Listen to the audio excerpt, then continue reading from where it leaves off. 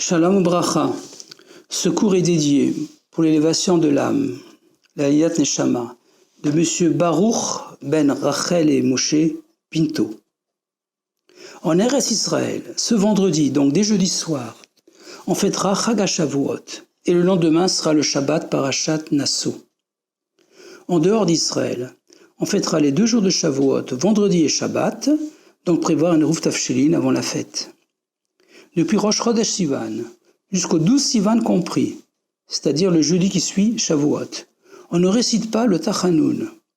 En effet, les premiers jours de Sivan jusqu'à Chag HaShavuot, qui sont des jours de préparation au don de la Torah, sont des jours de joie.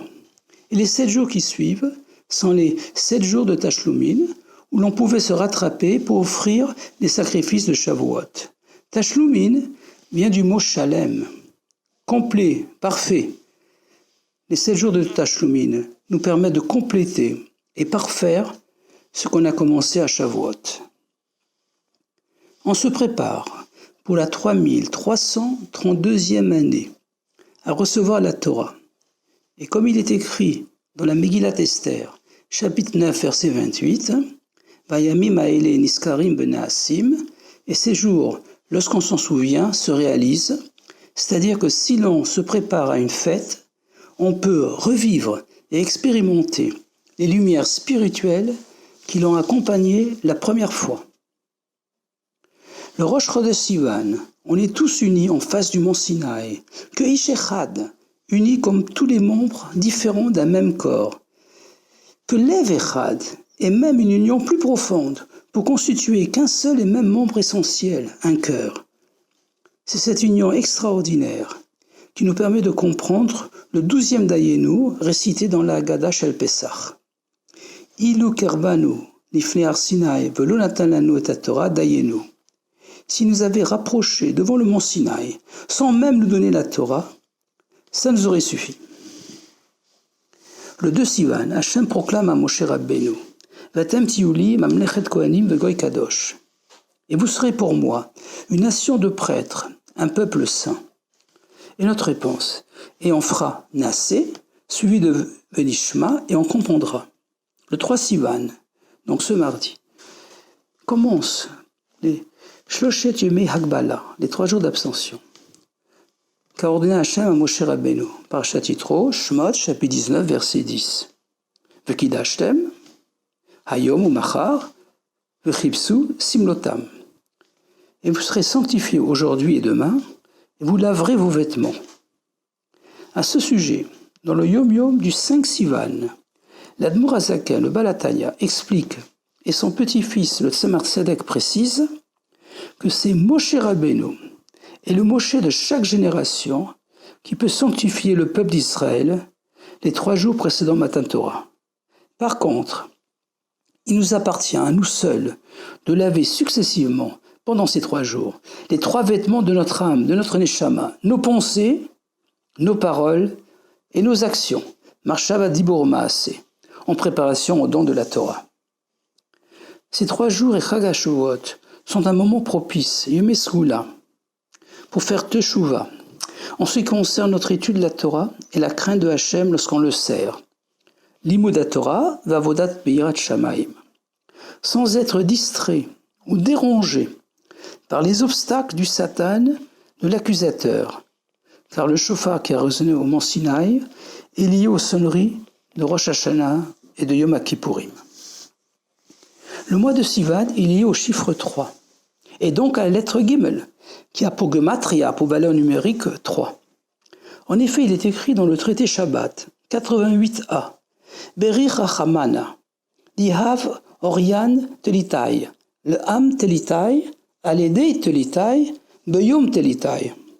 Béni soit Hachem, qui a donné une Torah triple, Torah, Nevim et Ktuvim, la Torah, les prophètes et les écrits, mais aussi les 3 niveaux d'interprétation de la Torah, en dehors du sens simple du Pshat, Remez, Drush, Vesod, ou les 3 composants de la Torah, Torah Shebirtav, Torah Sheba'al Peh, Torah Tanistar, la loi écrite, la loi orale, et la loi ésotérique, la Kabbalah, la Chassidut, Ptimut Torah. Et ceci, un peuple triple, composé de Kohanim, Lévi'im et Israël, par l'intermédiaire du troisième Moshe Rabbeinu, qui est né le troisième après Aaron et Myriam. Et aussi d'après le Midrash, le nom Moshe, ainsi que sa tribu Lévi, est composé de 3 lettres. Donc une Torah triple, donnée à un peuple triple, par le troisième, au troisième jour d'abstention, d'après les Chachamim et par Rabbi aussi, dans le troisième mois de Sivan, troisième à partir de Nissan. Donc ce n'est pas par hasard que Shavuot est lié aussi aux 3 grandes tzadikim. Moshe Rabbeinu, notin la Torah, qui a donné la Torah, mais aussi à David HaMelech, le roi David, et le Baal Shem Tov, qui ont tous deux quitté ce monde à Shavuot. On aurait pu s'attendre à ce que Matan Torah, le don de la Torah, soit lié au chiffre 1, Aleph.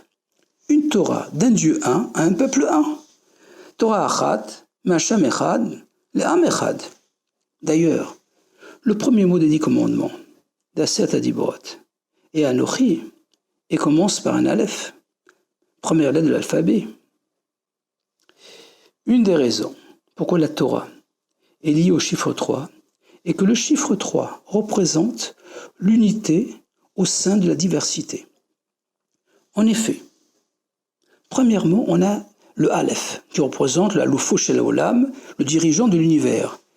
Puis vient le Beit, première lettre du mot Bereshit, de la création. Il semble alors qu'il y a un conflit entre Hachem, la spiritualité absolue, et la création, le monde. Intervient alors la lettre Gimel, qui affirme et prouve le contraire. On doit chercher l'unité dans la diversité, chercher et trouver Hachem dans la création, et atteindre ainsi une unité plus grande et plus profonde que le niveau Aleph. Moshe Rabbeinu est appelé Ish Elokim, l'homme de Dieu, et représente le Aleph. David HaMelech, à qui on attribue le Beit Hamikdash, représente le Beit, créé dans ce monde, de la diversité, une maison, un temple, Beit, où règne et d'où se propage l'unité de Hachem. Le Baal Shem Tov, fondateur de la Chassidoute, représente une étape supplémentaire, la lettre Gimel, qui réconcilie le Aleph et le Beit, et prépare le monde entier à devenir une demeure, Beit, pour Hachem, Aleph, préparant ainsi l'unité messianique. La lettre Gimel est constituée de 2 lettres, un Vav incliné, Vav à Pouvalon numérique 6, et un Yud, qui a Pouvalon numérique 10. Le Yud est le pied gauche du Gimel. La Gemara nous enseigne que le Gimel, qui signifie accorder avec bienveillance, Gomel Chassadim Tovim, représente le riche, qui court pour aider le pauvre, qui est la lettre suivante, le Dalet. Dalet vient du mot Dal qui signifie pauvre, ou même du mot Dalet qui signifie la porte, et on sait que les pauvres se trouvent toujours aux portes. Le Vav représente la descente. Le Yud, c'est ce que l'on donne, de la nourriture, une graine, une pièce de monnaie, mais aussi un concept de Torah. De même, au Har Sinaï, le 6e jour, le Vav Sivan, le fameux Yom HaShishi, Hachem est descendu pour nous donner les Yud commandements. Que grâce à la force du chiffre 3, au sujet duquel nos maîtres nous enseignent, un fil triple ne se défait pas rapidement. Achut HaMeshulash Lobimera Yinatek, que l'on mérite de recevoir ce merveilleux cadeau que constitue la Torah. Besimcha, dans la joie, qui brise toutes les limites et tous les obstacles. Simcha Pores et Geder. Mais aussi Beptimiut, en profondeur, en intériorisant la Torah, au niveau des midot, des sentiments, et du sechel, de l'intellect, et pas seulement au niveau des 3 vêtements pensés par les actes.